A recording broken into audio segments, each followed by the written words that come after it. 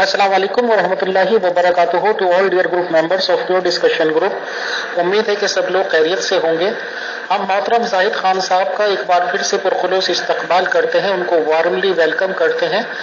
मैं advance team को बहुत मुबारकबाद देना चाहता हूं जो प्रोग्राम मैनेज कर रहे हैं और काफ़ी मेहनत करते हैं, प्रोग्राम सेटल्ड करते हैं, मैनेज करते हैं और फिर यहाँ पे प्रेजेंट करते हैं। मेरी तरफ से उन लोगों को बहुत बहुत मुबारक और सभी dear members of pure discussion group का मैं दिल से इस्तकबाल करता हूं।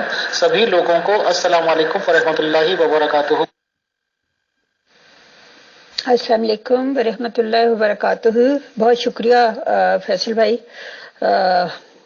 सबसे पहले तो मैं प्रोग्राम के आगाज से पहले पिछले प्रोग्राम की निस्बत से एक बात की थोड़ी सी वजाहत करना चाहती हूँ, क्योंकि उसके बारे में एक दो लोगों के कमेंट्स आए जो उन्हें मोहतरम जाहिद खान साहब की एक बात पसंद नहीं आई।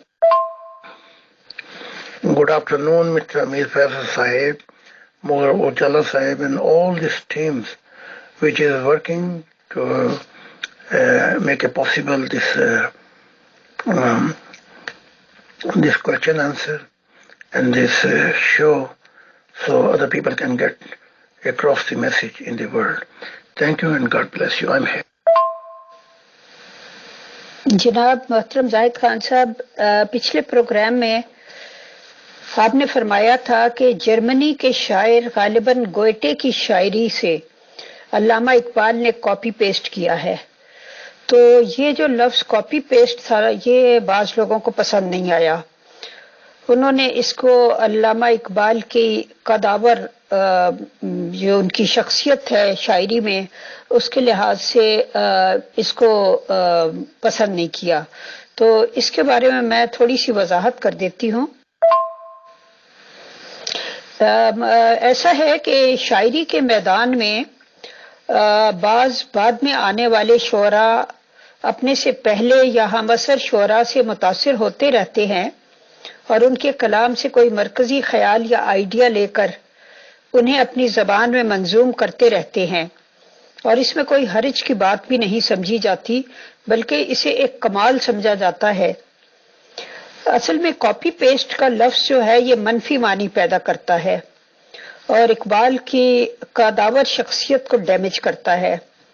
इसलिए रिकॉर्ड की दुरुस्ती के लिए ये वजाहत जरूरी थी। और दूसरी बात यह है कि अल्लामा इकबाल जो थे वो तो मौलाना रूमी से भी बहुत मुतासिर थे और जा बजा उन्होंने रूमी के फलसफा हयात और स्पिरिचुअल नुकात को भी अपने अशार में समोया है। इस तरह सूफी तबस्सुम साहब ने मिर्जा गालिब की एक फारसी गजल का ऐसा खूबसूरत पंजाबी तर्जमा किया, मंजूम तर्जमा किया कि वो तर्जमा मिर्जा गालिब की गजल पर भी बाजी ले गया। बहरहाल ये वजाहत मैंने इसलिए की है कि अल्लामा इकबाल के बुलंद मकाम पर कोई आंच ना आए। शुक्रिया जी मोहतरम। अब मैं आती हूँ अपने पहले सवाल की तरफ। जब मैंने आपकी ऑडियो दोबारा सुनी तो मुझे अंदाजा हुआ कि आपने फरमाया है कि मोहम्मद अली जिन्ना के बारे में आपने फरमाया कि वो आलम अरवाह में बहुत दिल बर्दाश्ता और गमगीन रहते हैं और एक कॉफी कॉर्नर पर आपकी उनसे मुलाकात भी हुई जहां बैठकर लोग अखबार वगैरह पढ़ते और तज्जिए करते हैं और आपसे बात करते हुए उनकी बत्तीसी निकलकर बाहर गिर पड़ी। और ये भी आपने फरमाया कि उनका कोई गमखार नहीं है, वो सियासत पर भी बात नहीं करना चाहते। मोहतरम मेरा सवाल ये है कि वो अब तक गमज़दा किस बात पर हैं? 70-72 साल हो गए पाकिस्तान को बने हुए। क्या उन्हें सियासत के अलावा मार्फत इलाही से कोई दिलचस्पी नहीं है?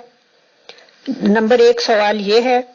और नंबर 2 सवाल ये है कि क्या वहां जाकर भी इंसान को कोई नया जिस्म नहीं मिलता, उसको पुरानी और नाकारा बत्तीसी पर गुजारा करना पड़ता है? क्योंकि हमने तो सुना था कि जन्नत में जाकर सब लोग जवान हो जाते हैं। पहले तो मैं माजरत खां हूं अगर उनके हीरो इकबाल को कि मैंने कोई ठेस पहुंचाई है। तो سچائی چھپ نہیں سکتی بناوٹ کے اصولوں سے، کہ خوشبو آ نہیں سکتی کبھی کاغذ کے پھولوں سے۔ جو بہترین ڈیفینیشن اور تعریف کی ہے وہ مغل اجالا صاحب نے صاحبہ نے اس کی تشریح کر دی ہے، تو میں سمجھتا ہوں کہ مجھ سے بہتر یہ تشریح کی ہے، اور اس کو لے لیں مسلمان جن کے دل برداشتہ ہوئے۔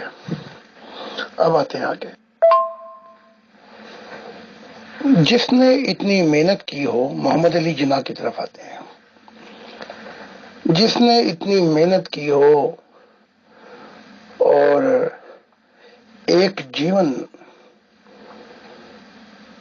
اس مشن میں صرف کر دیا ہو کہ ایک ایسی مملکت ہوگی جو ڈیموکریٹک ہوگی، جو مثالی ہوگی، جو دوسرے ملکوں کے لیے ایک مثال بن جائے گی، تو اس کا گھر ڈھہے تو وہی روئے گا۔ جنہوں نے وہ گھر نہیں بنایا وہ آتے جاتے رہیں، وہ تو نہیں روئیں گے۔ تو جس پہ جو بیتتی ہے، لازمی بات ہے کہ ایک زندگی دے دینا اس مقصد کے لیے۔ باقی محمد علی جناح کے متعلق آپ نے پوچھا کہ وہ بتیسی نکل کے باہر گئی۔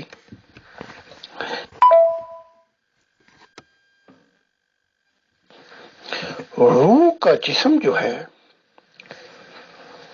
وہ روح کی جسم کی جو ہم دیا تو روح خدا نے ہے، لیکن اس ہیرے کو ہم تراش رہے ہیں۔ اب وہ جو روح ہے اس کے اندر کیا آتا ہے، کون سے اندھیرے، کون سے روشنی یا کون سے اثرات ہیں، وہ سب کچھ اس روح میں دیکھے جاتے ہیں۔ یہ میں پہلے بتا چکا ہوں۔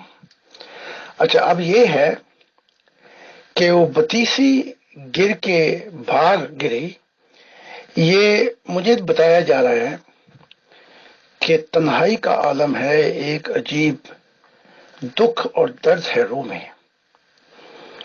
تو بتیسی گری، تو مضمون جو ہے وہ تمثیلی بھی ہے، اور روح کا جو جسم ہے وہ ویسے بھی ہے۔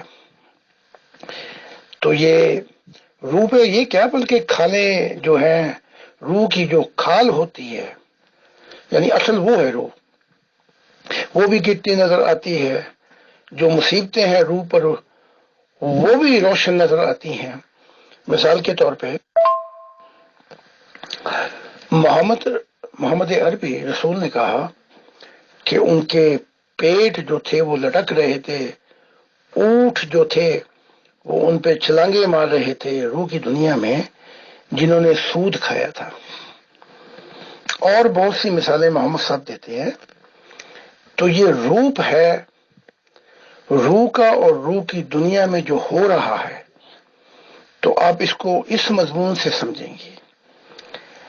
تو محمد صاحب نے اور کچھ بتایا کہ 70 گز کی زنجیر سے کھولتے پانیوں میں لٹکایا جائے گا، گھسیٹا جائے گا اور توق ڈالا جائے گا۔ یہ سب روحانی مضمون ہے۔ وہ جو مصیبتیں روح پر گزر رہی ہیں اس کا بتایا جا رہا ہے۔ اگر کہو گے تو یہ تمثیل میں کھول لوں گا محمد عربی کی۔ تو روح کی دنیا کا جو نقشہ ہے وہ کھینچنے کے لیے الفاظ چاہیے۔ تو ان الفاظوں میں نے بتایا کہ وہ بتیسی گری کہ وہ کیا مصیبت ہے اور روح پہ کیا بیت رہی ہے۔ جی محترم، میں آپ کی بات سمجھ گئی ہوں۔ وہ ساری تمثیلات جو ہیں اگر آپ چاہیں تو ان کو بھی مزید ایکسپلین کر سکتے ہیں، لیکن اس کا مطلب ہے کہ نعوذ باللہ، مطلب یہ ساری جو کیفیات ہیں بری قسم کی، بتیسی گرنا، کھال لٹکنا وغیرہ وغیرہ، اور یہ جو چیزیں جس قسم کی یہ نشانیاں ہیں، تو یہ تو اللہ معاف کرے دوزخیوں کی نشانیاں ہیں۔ اس بارے میں کچھ وضاحت کیجیے پلیز۔ گاندھی کا چہرہ میں نے صاف دیکھا اور سفید لباس بھی دیکھے۔ لیکن آنکھیں پہ چشمہ بہت موٹا تھا، وہ خدا کی منشا کو سمجھ نہیں سکا، تو آنکھوں کا چشمہ جو ہے کم نظر آتا ہے اچھی دنیا میں۔ اب یہ جو ہے اپنا محمد علی جناح، ان کے چہرے میں دھواں زیادہ ہے اور روح صاف نہیں ہے، تو پھر میں کہوں گا کہ چال بازیاں کرنی، تو روح تو اپنے عقائد جو اندر چھپایا ہوتا ہے اثرات، وہ روح کی دنیا میں دیکھے جاتے ہیں۔ اب آتا ہوں کہ وہ 7 گز کی زنجیر ہوگی، یہ 70 سال ہیں، اور کھولتے پانی کہ وہ ناگن کی طرح زندگی جو یہاں پہ سب کچھ بنایا ہے، تو وہ ناگن ڈس گئی، تو یہاں جو کچھ بنایا جیسے وہ زندگی گزارنا چاہتے تھے، یہ اب وہ سب کچھ لے لیا گیا، تو وہ ناگن ڈستی ہے ان اندھیروں میں۔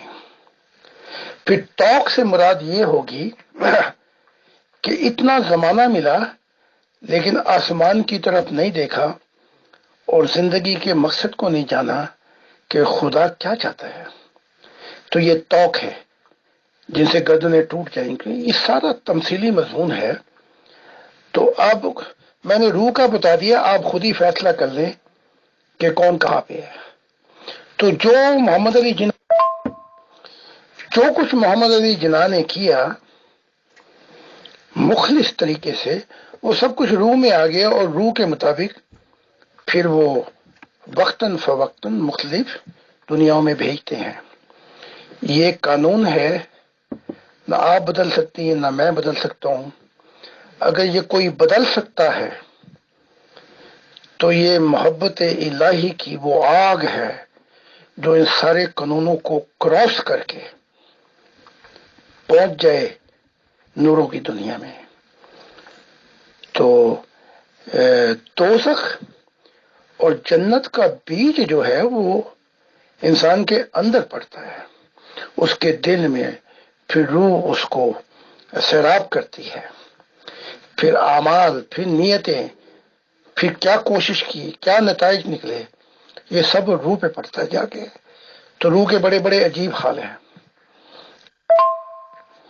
اب اقبال بتا دیتے کہ میں نے کس کس کو کبھی عرش پہ دیکھا، کبھی فرش پہ دیکھا، پھر اس روح کو در بدر دیکھا، کبھی اوپر کبھی نیچے، اور کیا کیا مصیبتیں ہیں، غم زندگی تیرا شکریہ، وہ کیا ہے شعر، کبھی عرش پہ کبھی فرش پہ، کبھی ان کے در کبھی در بدر، غم زندگی تیرا شکریہ، میں کہاں کہاں سے گزر گیا۔ تو بتاتے اقبال کہ میں کیا کیا دیکھ رہا ہوں، لیکن بتاتے تو پھر حلیہ بھی ٹیٹ ہوتا ہے اس دنیا کے اندر، پھر پتہ نہیں اقبال کی چھٹی بھی منائی جاتی کہ نہ منائی جاتی، اور اس کو پھر شیطان دجالی فتنہ، پتہ نہیں کیا کیا کہا جاتا۔ تو یہ ان کا فیصلہ تھا اقبال کا، انہوں نے اپنے فیصلے کیے اس دنیا میں، دنیا کے لیے تو یا آخرت کے لیے، وہ سب کچھ وہاں دکھا دیا گیا۔ جی محترم، بہت شکریہ۔ اب چونکہ علامہ اقبال کی بات شروع ہو گئی ہے، تو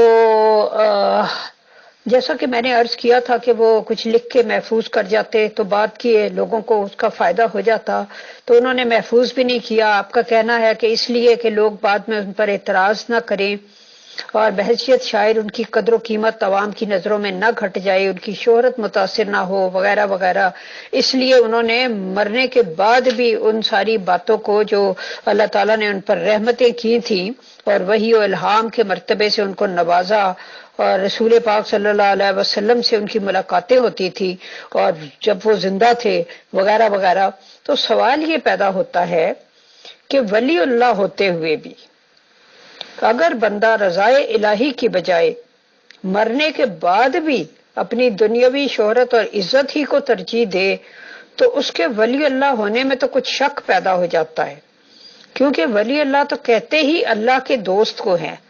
وہ دوست ہی کیسا جو اللہ کی خوشنودی پر فانی مخلوق کی خوشنودی کو ترجیح دے۔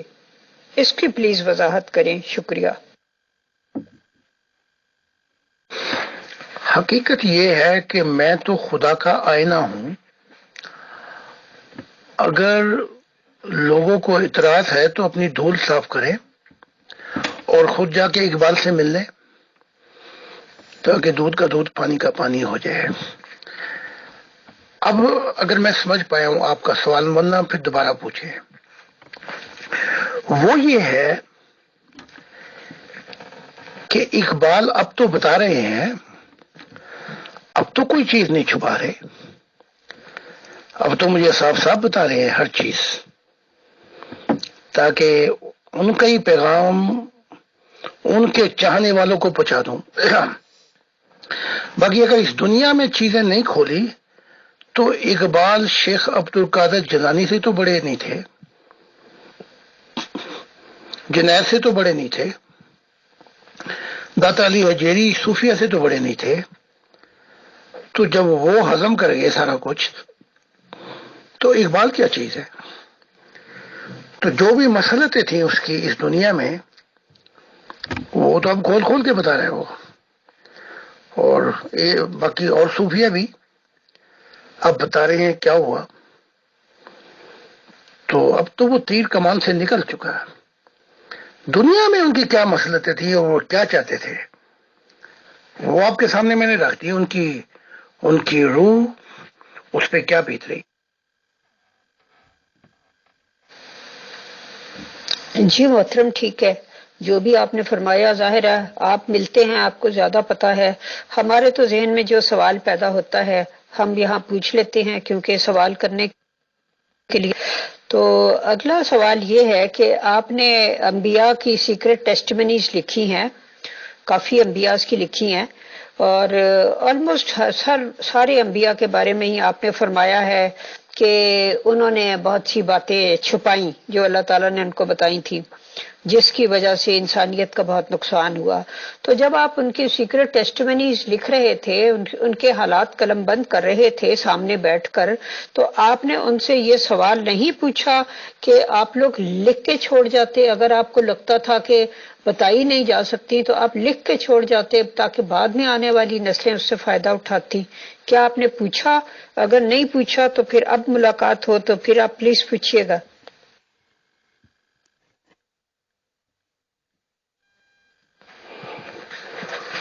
اگر وہ سب کچھ ٹھیک کر جاتے تو خدا کی دنیا آ جاتی اور نہ پھر میں یہ کتاب لکھتا.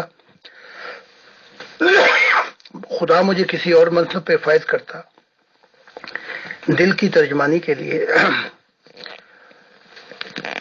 تو انہوں نے نہیں لکھا، اس کی وجوہات وہ بتا رہے ہیں اب کہ جیسے محمد صاحب کہتے ہیں کہ اگر میں بہت سی چیزیں لکھ بھی جاتا تو میرے بعد وہ فتنہ فساد ہوتا فوراً بات کہ اسلام کی خیر نہیں تھی. عیسیٰ کہہ رہے ہیں کہ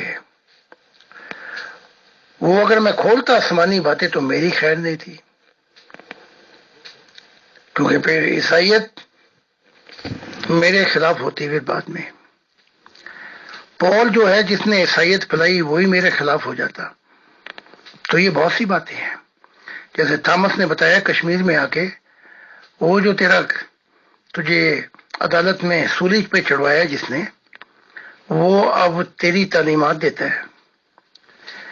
تو سوال اٹھتا ہے کہ کیوں نہیں چلے گئے وہاں پہ کہ میں جا کے پول سے بات چیت کروں، اور غم زدہ مسکراہٹ کے ساتھ خاموش ہو کے بیٹھ گئے کشمیر میں. چلے جاتے پول سے بات چیت کرنے کے لیے تو وہ پھر اپنا متنفر ہو جاتا کہ میں جس کی تعلیم دے رہا ہوں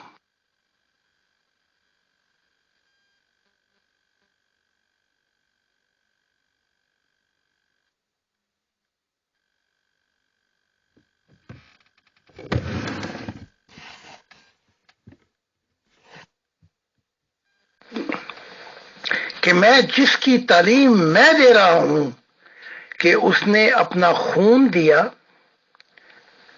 تاکہ انسانیت کو گناہوں سے نجات ملے اور وہ جنت میں جائے. اور وہ تو ایک دم میرے سامنے آگے کھڑا ہو گیا، تو پول کی تو پھر ساری تعلیمات ہی غلط ثابت ہو جاتی. وہ تو پھر چڑھ جاتا عیسیٰ کے اوپر کہ میں تو عیسائیت کو پھیلا گیا اس بات پہ کہ تو نے سب کے لیے خون کی قربانی دی اور جو تجھ پہ ایمان لائے گا وہی بچے گا. یہ تو سامنے بیٹھا ہوا ہے، جا واپس کشمیر میں. تو بہت سی مصلحتیں ہیں جو انہوں نے بتائی. ذرا کتاب کا مطالعہ بار بار کیا جائے تاکہ حقیقت، سچائی جو بڑی تکلیف دہ ہے وہ سامنے آئے. اس کے بعد یہ کہ ملاقاتیں تو ہوتی ہیں، مجھے ان سے اور اپنی سینگ پھنسانے کی کیا ضرورت ہے. میرے لیے خدا کے بہت سے کام سامنے ہیں اور وہ میں نے کر کے جانے ہیں. نہیں تو پھر میں شیعوں کا بھی مسئلہ لے کے اٹھوں اور علی کے ساتھ بات کروں. پھر میں اور بہت سے مسائل ہیں. میری زندگی اس میں ضائع نہیں ہونی چاہتی. جو کچھ بتایا، لکھ دیا، ان کی مصلحتیں بھی لکھ دی، ان کی نیتیں بھی لکھ دی، اور وہ کہاں کہاں ہیں وہ بھی لکھ دیا. تو وہ رات گئی بات گئی، آگے تو صرف ہمارے مسائل خدا کے بعد ختم ہو جاتے ہیں. خدا کی فاؤنڈیشن تیار ہو جائے بس، اس کے بعد ہمارے سارے مسائل حل ہو جاتے ہیں. جی محترم، آپ نے بالکل درست فرمایا کہ کون کون سے مسئلے کو سلجھایا جائے، لیکن بہرحال جب یہاں لوگ آپ کا یہ سوال جواب کا سیشن اٹینڈ کرتے ہیں تو پھر ظاہر ہے ان کے ذہنوں میں سوال بھی پیدا ہوتے ہیں. اور آپ کو پتہ ہی ہے کہ کسی کو ماننے کے لیے لوگوں کو ذہنوں میں سب سے پہلے تو کلیئرٹی ضروری ہوتی ہے. تو ایک اور سوال کسی نے بھیجا ہے کہ انہوں نے کہا ہے کہ پچھلے پروگرام میں آپ نے کہا تھا کہ پال کی روح آج بھی جنت میں یا جہاں بھی اچھی جگہ میں ہے وہاں پہ تڑپتی ہے، کہ وہ مطلب پہلے حضرت عیسیٰ پہ ایمان کیوں نہیں لا سکا، یا شاید خدا سے دوری کی وجہ سے، یا جو بھی وجہ ہے.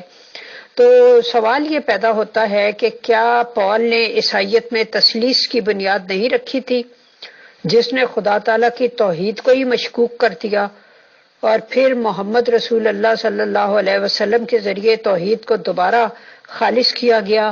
تو پال کا تو یہ بہت بڑا کرائم تھا. انہوں نے یہ پوچھا ہے کیا یہ کرائم نہیں تھا، اس کے باوجود وہ جنت میں ہے؟ تو پلیز اس کی ذرا وضاحت کیجیے. شکریہ.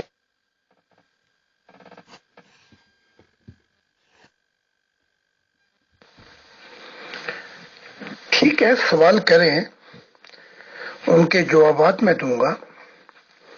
یقین کروانا میرا کام نہیں ہے. اگر یقین کی منزل پہ پہنچنا چاہتے ہیں تو میں تعلیمات لے کے آیا ہوں. اس طرف آ جائے، 100 تلاش کریں گے تو 50 کو مل جائے گا. اندھا پن دور ہو گیا اور وہ سب کچھ دیکھ لیں گے تو میرے مددگار بن جائیں گے. تو سب سے آسان طریقہ پیش کیا میں نے کہ جو میری موومنٹ میں ہے خدا تعالیٰ نے انہیں کیا کیا نہیں دکھایا، تو یہ تعلیم پھر لے آئے. خدا کی طرف بلا رہا ہوں میں، کوئی کسی اور طرف تو نہیں بلا رہا. اور اگر نہیں لانا چاہتے تو چاہے لاکھوں اعتراض کرے، میں جو جواب دوں گا وہی دوں گا نا، جو خدا کے جوابات ہیں، مشاہدات ہیں اور میرا سفر اور تجربات ہیں. اب آتے ہیں دوسرے سوال کے.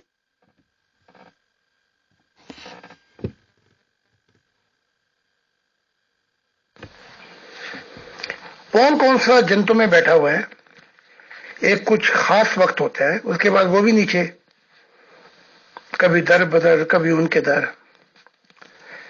تو باقی جو سب سے بڑا کرائم، جو جرم ہے، وہ تو عیسیٰ کا ہے کہ اس نے خدا کی باتیں اگر کھول دیتا تو اس سے بڑے مسیح آ سکتے تھے. اس کی جو محبت تھی اس نے صوفیوں کی طرح راز میں رکھی اور اپنی محبت کا پردہ چاک نہیں کیا. چلو یہ تو مان لیتے ہیں دنیا میں جب کوئی محبت ہوتی ہے کسی سے تو وہ اس کو راز میں رکھتا ہے، لیکن یہ راز جو اس نے رکھا یہ صوفی تھوڑی تھا، اس کو تو خدا نے بتایا تھا. تو سب سے بڑا جرم یہ کرنے والا ہے کہ جو محبت پائی تھی جس میں ہزاروں معرفت الہی، لاکھوں معرفت الہی کے موتی تھے، اس نے انسانیت کو نہیں کھولے. میں نے بھی محبت کی، میں نے بھی بڑے راز پائے، لیکن میں نے اس لیے کھول دیے یہ سارے راز کہ خدا نے مجھے اپنا دل کہا ہے. تو جب تک وہ میرے دل کی کیفیات کو نہیں جانیں گے خدا تک کیسے پہنچیں گے؟ تو اس کا جو جرم ہے وہ یہ سب سے بڑا ہے کہ خدا کی دنیا نہیں آئی. تو پول کون ہوتا ہے؟ جب خدا کی دنیا نہیں آئی تو پھر فرشتے آ گئے، اور جبرائیل نے ایک مذہب تو بنانا تھا. یہ تو خونی ہے، قاتل ہے عیسائیت کا، اور عیسیٰ کو بھی قتل کرنے والا، عدالتوں میں پہنچا کر اس کا مشن خراب کرنے والا یہی ہے. ہزاروں عیسائیوں کو مارا، لیکن شریعت پہ پورے سچے اور مخلص دل سے چلتا تھا. تو جبرائیل نے اس کو چانس دیا، اس نے چانس لے لیا. اور جو جبرائیل نے کہا کہ ایک مذہب بنا اس لیے ٹرینٹی کے اوپر، کہ جو ایمان لائے عیسیٰ کے اوپر کہ اس نے خون دیا انسانیت کے لیے، اس کی نجات ہو. تو عیسائیت مذہب اور اسلام کا آنا جو ہے وہ جرم اصل میں عیسیٰ کا ہے. تو اسی طرح محمد صاحب پہ بھی یہ بات لاگو ہوتی ہے کہ جو 30 سال کے بعد تعلیمات کہی جا رہی کہ بتا، اگر وہ بیان کرتے ہیں تو پھر اسلام کی خیر نہیں. تو وہ مذہب بنوانے والا کون ہے؟ وہ تو جبرائیل ہے. تو الزام جبرائیل پہ جاتا ہے. تو مذہب تو انہوں نے بنانا تھا کہ آگے سے پھر مسیح نے آنا تھا. جب محمد صاحب نہیں لا سکے خدا کی دنیا، تو مذہب تو وہ فرشتوں نے بناتے ہی بناتے ہیں. تو اس میں پھر پول کی بیچارے کی کیا غلطی؟ اس نے وہی کیا جو جبرائیل نے کہا.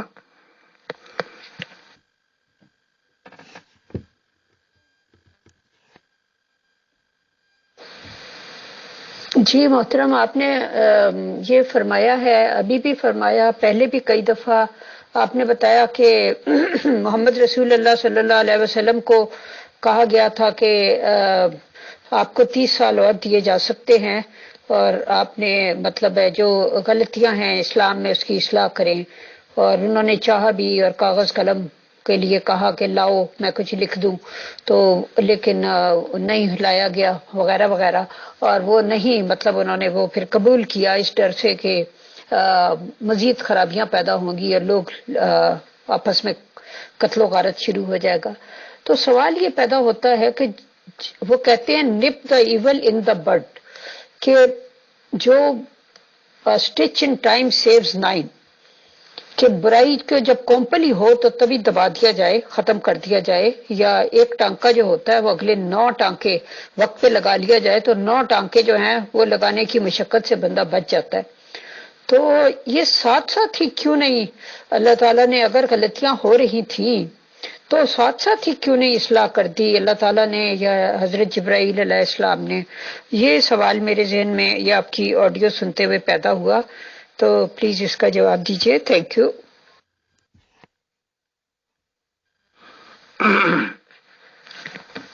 کسی چیز کو سمجھنے کے لیے وقت درکار ہے. تو پہلے تو ان عربیوں کو جو جانور تھے بندے کا پتر بنانا تھا، انسان بنانا تھا. وہ مطلب اپنا کام کر رہا تھا. ایک بڑے مقصد کو حاصل کرنے کے لیے چھوٹے مقصد کو قربان کر دیا جاتا ہے. ان کی حکمتیں فرشتوں کی، ان کی سوچ بڑی عجیب ہے. پھر جب وہ وقت آیا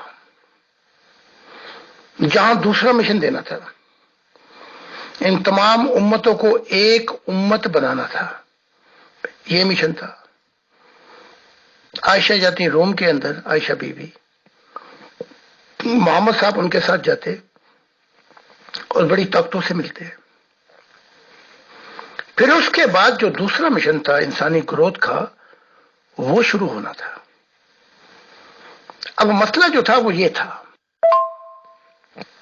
محمد صاحب دیکھ رہے تھے، محمد عربی، کہ اگر میں نے اب یہ دوسرے مشن شروع کیے تو دونوں طرف ہمارے ہی خونی رشتے ہیں، تو دونوں طرف سے اپنے ہی اہل بیت اور قریبی جو خونی رشتے ہیں وہ مارے جائیں گے، قتل ہو جائیں گے، برباد ہو جائیں گی. پھر اسلام کا کیا ہوگا؟ تو یہ بہت سے سوچیں تھی. کیونکہ خدا کی ذات جیسے ایک کام کر لو تو پھر دوسرے کام کی طرف وہ آپ کو کہتی ہے. تو 3 سٹیپ میں تو آپ فیل ہو گئے، تو آپ کو چوتھا سٹیپ دے دیا جائے. 5ویں میں فیل ہوئے جا رہے ہیں تو میٹرک کا سرٹیفکیٹ آپ کے ہاتھ میں دے دیا جائے کہ جا کے میٹرک پاس کر لو. بھئی وہ تو 6ٹھی میں جائے نا پہلے. تو پورا جو مشن ہے وہ حکمتوں کے اوپر ہے. اور میں پہلے کہہ چکا ہوں کہ ہر نبی کی روحانیت چوں چوں بڑھتی جاتی ہے وہ رازوں پہ سے پردے ہٹائے جاتے ہیں.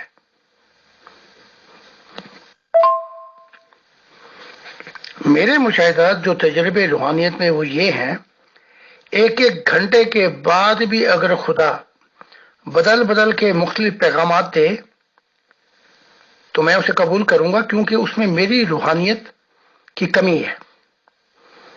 بہت سی چیزیں خدا نے مجھے بتائی یورپ میں کیا ہوگا. جو میں روحانیت میں بڑھتا گیا وہ آگے پیغامات کھولتا گیا. تو خدا تعالی کی ذات اتنا بوجھ نہیں رکھ دیتی ایک دم سے ہی. اگر وہیں پکڑ لیتے محمد صاحب کو، عربی کو، یہ بھی ٹھیک کرو، وہ بھی ٹھیک کرو، اسے صحیح کرو، تو پھر آگے سے یہ مذہب کیسے پھیلتا؟ وہ تو پہلے شک و شبہ میں مبتلا تھے عربی، اور جو صحابہ تھے وہ تو پھر اور ہی کام خراب ہو گیا تھا. تو ہر چیز کے لیے وقت درکار ہے.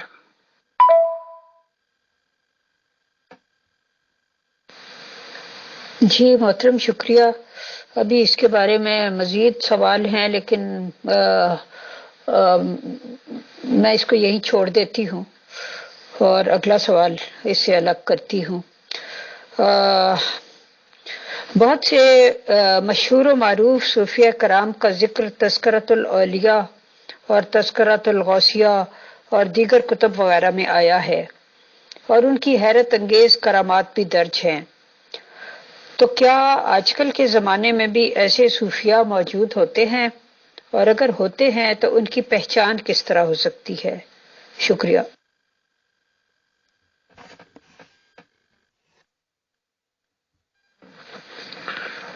ان کی پہچان یہ ہوگی مذہب پہ کم اور اپنے مشاہدہ الہی کی دنیا پیش کریں. لیکن اگر وہ نہ کریں تو پھر اسی صوفیہ کی قطار میں کھڑے ہو جائیں گے جو اکا دکا موتی کوئی مل گیا شخص وہ اس کے سینے بسینے اسے بتا دیا. اور جو ہمارا دور ہے اس میں تو صوفیہ کی اور بھی بہت کمی ہے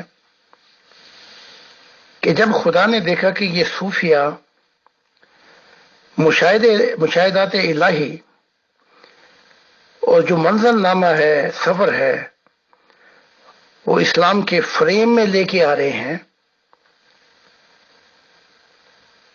اور پرانی دنیا کو نئی دنیا میں ملا رہے ہیں، تو وہی کہنا ہے کہ عیسیٰ نے کہا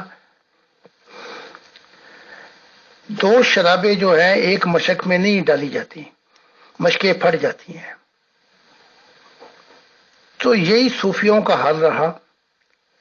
پرانی دنیا بھی ساتھ لے کے چلنی ہے، نئے مشاہدت الہی کی دنیا بھی ساتھ لے کے چلنی ہے. تو جو پہچاننے کی کہ وہ کیا ہے، وہ خدا کی طرف سے آتا ہے اور مشاہدہ الہی کی چیزیں آپ کے سامنے رکھتا ہے، تو سمجھ لیں کہ یہ ولی اللہ ہے اپنے وقت کا۔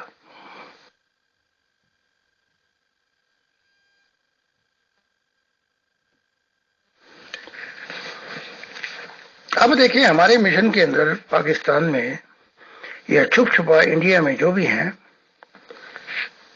وہ کسی نہ کسی طریقے سے بتا رہے ہیں خدا تعالیٰ کے مشاہدات، مشاہدے، تجربہ، سفر،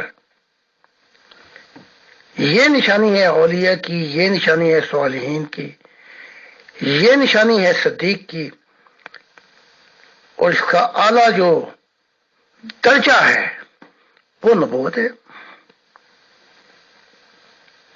تو میں نے اپنے ماننے والوں کو کہا ہوا ہے چاہے کیسے ہی حالات ہوں، ہر کسی صورت میں بتانا ضرور ہے، ورنہ اس کا بوجھ تم پہ پڑے گا۔ اور پھر خدا کی زمین بڑی لمبی ہے، جیسے جنید کو کہا گیا تھا، وہ چھوڑ کے بغداد کے ایک نکڑ میں بیٹھ گیا اپنی جان بچا کر، وہ سفر کرے، خدا کی زمین بڑی لمبی ہے، جیسے خدا نے مجھے سفر کرایا، چھوڑ اس مذہب کو، کلچر کو، ٹریڈیشن کو، سفر کر، میں تجھے، اور میری زمین بڑی وسعت میں ہے، وسیع ہے، میں ادھر لے کے تجھے چلتا ہوں۔ جو ولی کامل یا کوئی ہو صدیق، صالحین، نبی، خدا کی باتوں پہ چلتا رہے، اپنی منزل پا لیتا۔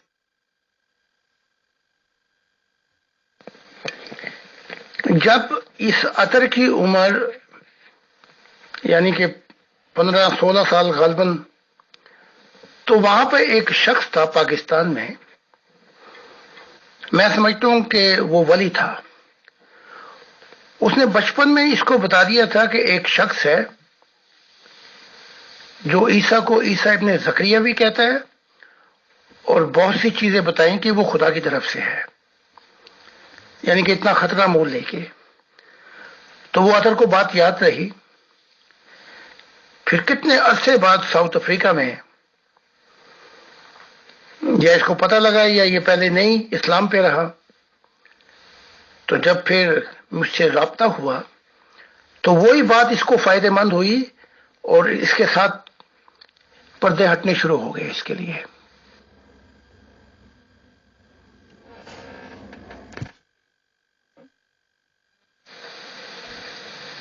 جی محترم، اگر اس طرح کی کوئی گائیڈنس ہو کسی کو تو وہ فائدہ دے جاتی ہے۔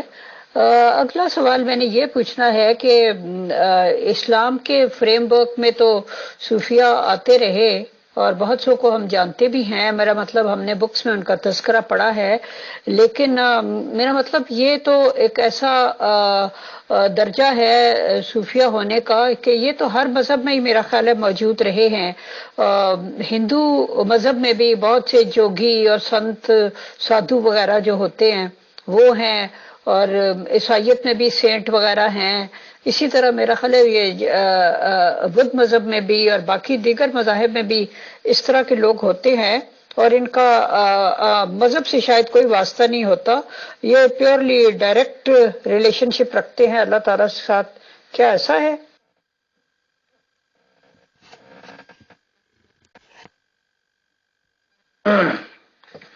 وہ گھنٹی کیا جو بجے نہ،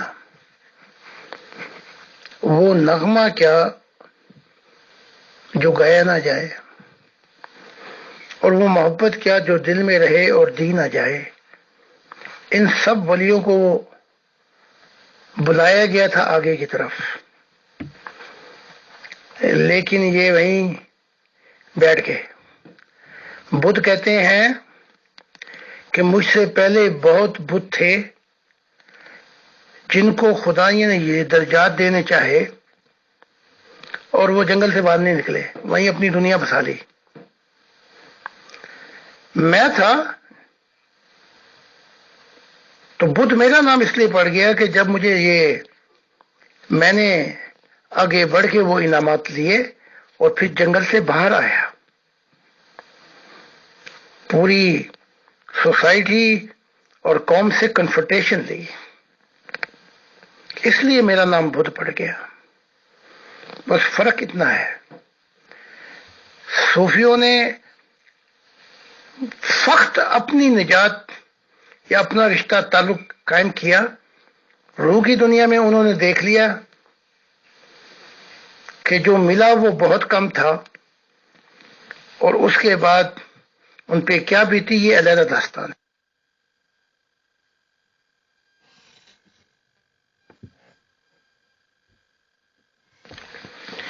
چیخ پا تو بڑے ہوں گے مسلمان، لیکن میں یہ بات کھول سکتا ہوں،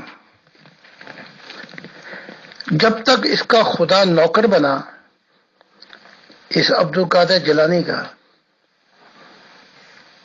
جب تک تو یہ جام پیے اس نے. جب اسے یہ کہا کہ چھوڑ اس اسلام کو، میں تجھے نئی دنیا دیتا ہوں اور نیا منصب دیتا ہوں مسیح کا، تو وہاں ٹائر پنچر ہو گیا. وہاں سوچنا شروع کیا میں کیسے محمد رسول سے بھی بڑا ہو سکتا ہوں.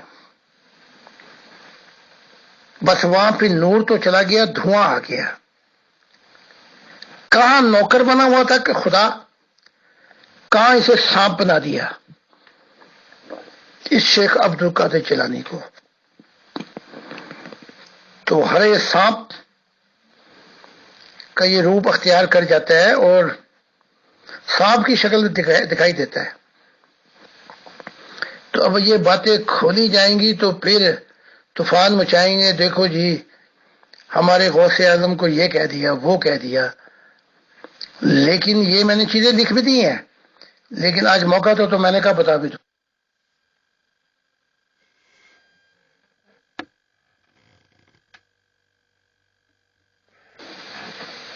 جی محترم، ان کا تو ایک واقعہ بھی بڑا مشہور ہے کہ جس میں خود انہوں نے بتایا کہ انہوں نے خدا کو دیکھا، بڑے جاہو جلال سے وہ تخت پہ بیٹھا ہوا تھا، اور اس نے عبد القادر جیلانی صاحب کو کہا کہ تو نے اتنی ہماری عبادت کی ہے اور ہمارا دل خوش کر دیا ہے، تو اب یہ آئندہ کے لیے یہ عبادات کی مشقت تجھ سے معاف ہے. تو وہ کہتے ہیں کہ میں نے زور سے لا حول ولا قوت پڑھا اور وہ جو سارا منظر تھا وہ غائب ہو گیا. تو میں سمجھ گیا کہ یہ شیطان ہے. تو لوگوں نے ان سے پوچھا کہ یہ کیسے ہوا، کہ آپ کو کیسے پتا چلا؟ کہ تو انہوں نے کہا کہ جب محمد رسول اللہ صلی اللہ علیہ وآلہ وسلم پر آخری عمر تک نمازیں معاف نہیں ہوئیں، جو کہ اتنا بڑا درجہ رکھتے تھے، اور وہ صحابہ کے کندھوں پہ ہاتھ رکھ کے گھسٹ گھسٹ کے مسجد میں آتے تھے، تو میرا کون سا درجہ تھا؟ تو یہ میرا علم تھا جس کی وجہ سے مجھے یہ سمجھ آیا کہ یہ سب شیطان کی چال بازی ہے، وغیرہ وغیرہ. اس طرح کے واقعات میں نے پڑھے تھے. اگلا سوال میرا یہ ہے کہ آپ نے فرمایا تھا کہ علامہ اقبال نے آپ کو بتایا کہ ان کے پاس ولی آتے تھے اور وہ ان کو دیکھتے تھے. نیز محمد رسول اللہ صلی اللہ علیہ وسلم نے بھی اقبال کو الہام کر کے بتایا کہ پاکستان ضرور بنے گا، اور پاکستان کا بننا ان کا ویژن تھا، یعنی ان کا خواب تھا. لیکن ان کے بیٹے جسٹس جاوید اقبال صاحب نے بارہا کہا ہے کہ ان کے والد صاحب نے کبھی کوئی ایسا خواب نہیں دیکھا، بلکہ وہ تو کہتے تھے کہ کبھی کسی ایسے خواب کا ہمارے سامنے ذکر ہی نہیں کیا. اور علامہ اقبال تو ایسی نظمیں لکھتے تھے: چین و عرب ہمارا، ہندوستان ہمارا، ہم بلبلیں ہیں اس کی یہ گلستاں ہمارا. یعنی ان کے ذہن میں کوئی کانسیپٹ پاکستان بننے کا نہیں تھا. اس بارے میں آپ کیا فرماتے ہیں؟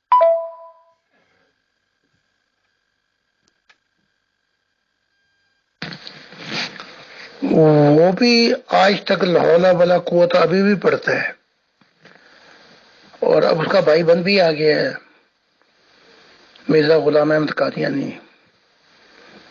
وہ بیچارہ پچھتاتا ہے، وہ نہیں پڑھتا لا حول ولا قوت. وہ اپنے کام کو ناقص دیکھتا ہے، دکھ اور غم میں ہے. تبھی تو غلام احمد قادیانی نے کہا کہ میں آپ کے ساتھ جو احمدیت ہے ان کی نسلوں کو اگر یہ نہیں بدلیں گے تو آپ کی میں مددگار ہوں گا، اور آپ کی نسلوں، یہ جو نسل احمدیت کی یہ آئے خدا کی طرف. تو جو مجھ سے نہیں ہو سکا، تو اتنا تو شرافت ہے غلام احمد قادیان کے اندر کہ وہ آہستہ آہستہ بدل رہا ہے، چیزیں سمجھ رہا ہے کہ کچھ نہ کچھ غلط ہو گیا. شروع میں تو وہ بھی ایٹھے ہوئے تھے، جیسے بیوی روٹھی ہوئی ہوتی ہے. اس کے بعد پھر سمجھنی شروع کی کہ اس میں دیکھ لیا کہ یہ چیزیں ناقص ہیں، اور اس کا اثر جب وہ جنتوں میں جاتا ہے، نیچے آتا ہے، تو اس اثر کو یاد رکھتا ہے کہ احمدیت نے کیا کرنا ہے.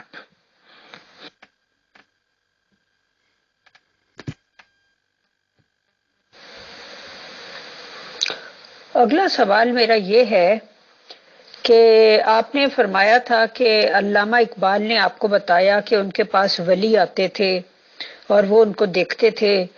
نیز محمد رسول اللہ صلی اللہ علیہ وسلم نے بھی اقبال کو الہام کر کے بتایا کہ پاکستان ضرور بنے گا، اور پاکستان کا بننا ان کا ویژن تھا، یعنی ان کا خواب تھا.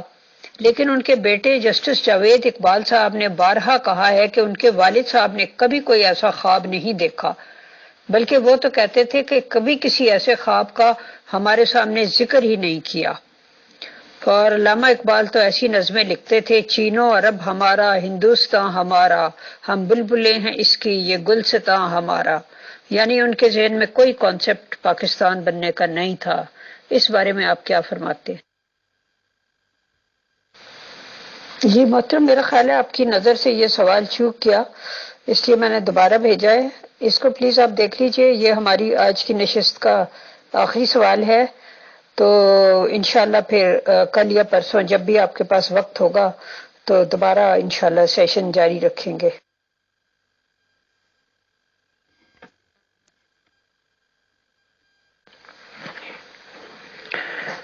سب سے زیادہ محبت عائشہ سے تھی، عائشہ بیوی سے، محمد عربی کی. اور بارہا اظہار بھی کیا ہے. جب سوال کیا گیا کہ کس سے سب سے زیادہ محبت ہے، تو کہا عائشہ سے. اب جب معراج سے واپس ہوئے تو عائشہ نے پوچھا کہ کیا آپ نے خدا کو دیکھا ہے؟ کہا میں نے خدا کو نہیں دیکھا. کیا جھوٹ بولا؟ نہیں، مسئلہ تھی اس میں. گھر سے باہر نکلے حجرے سے تو عباس نے سوال کیا کہ کیا آپ نے خدا کو دیکھا ہے؟ ابن عباس نے غالباً کہا ہاں میں نے خدا کو دیکھا ہے. تو اولاد میں نکمے بھی ہوتے ہیں. نوح کی اولاد میں بھی نکمے تھے، نہیں جان سکے. ابراہیم کی اولاد میں بھی 6 کتورے تھے، کتورا کے بیٹے، ان پہ معرفت الہی نہیں کھل سکی، بلکہ دنیائی کیڑے بن کے دنیا میں ہی مرے، اپنا حصہ لے کے چلے گئے. تو جاوید اقبال کوئی خاص تھوڑی ہے، اس کی زندگی کے پہلو کچھ اور ہیں. تو سوچا ہوگا اس سے بتاؤں گا، تو اپنے دل کا حال نہیں بتایا.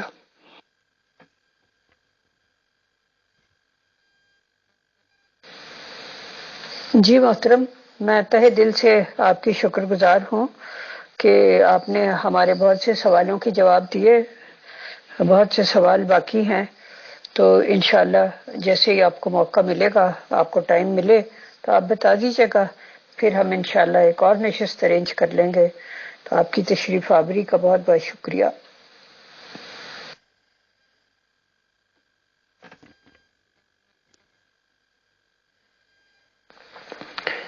میں دلی طور پر آپ کا بھی شکر گزار ہوں، امیر فیصل صاحب کا بھی، جو یہ موقع فراہم کر رہے ہیں.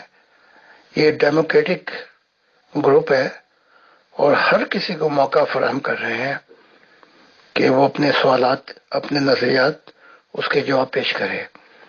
اور پیور ڈسکشن ٹیم کا بھی بہت شکر گزار ہوں دلی طور پر. خدا حافظ. اگر خدا نے چاہا تو کل پھر کوشچن آنسر ہوں گے. Mohtram Zahid Khan Sahab, admins team of Pure Discussion Group, present admins team and all dear group members of Pure Discussion Group, बहुत शुक्रिया, बहुत जज़ाकल्लाह आप लोगों ने ये प्रोग्राम देखा और इंशाअल्लाह फिर जल्दी ही नेक्स्ट सेशन में मोहतरम जाहिद खान साहब से फिर से मुलाकात होगी. शुक्रिया, जज़ाकल्लाह. अस्सलाम वालेकुम व रहमतुल्लाहि व बरकातुहू to all dear group members of Pure Discussion Group.